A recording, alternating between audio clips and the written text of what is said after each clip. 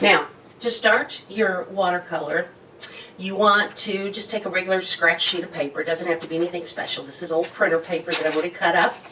And I'm going to fold it in half. It could be a big sheet or a little sheet, doesn't matter. You just want a window. So I fold it in half once, and then I fold it in half again. And then I'm going to cut on the fold a little bitty window, like so, just like that.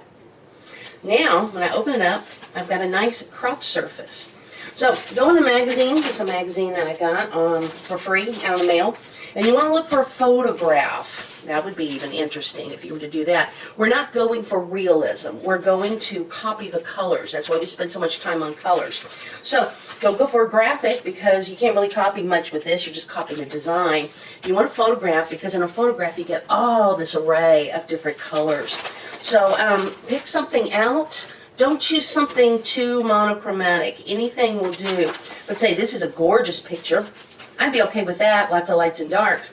But up here, that wouldn't make for a good painting because it's all monochromatic, tints, tones, and shades of one color.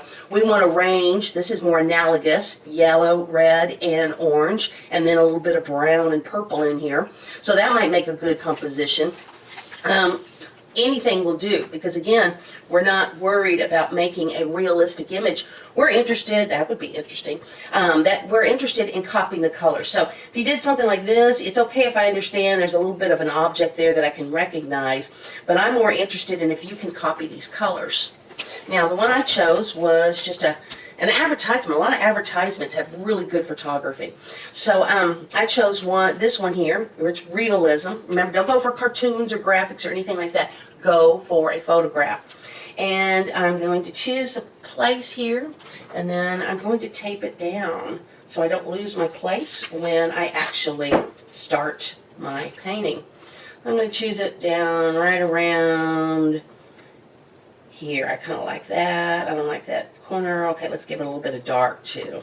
Okay, there we go. I'm going to tape it down here. And when you turn it in, take a photograph of the original. You can just take a picture of this whole page, and then take a picture of your actual painting. Now, if you didn't glue your watercolor, or if you don't have a watercolor block's when it's sealed on all sides, and then you just slip a ruler under here. And there's usually a little hole where you can slip a ruler and then tear off the first sheet. This stops your paper from buckling. So if you didn't do a watercolor block, you can actually tape it down. That's all you need to do. We must tape down our watercolor paper. Remember, you must get 140 pound for this to be successful, and you must get watercolor paper. And so if you tape it down, it will not buckle, and that's what you don't want to do. And the first thing you're going to do is start by copying your image, looking at your image and sketching it out.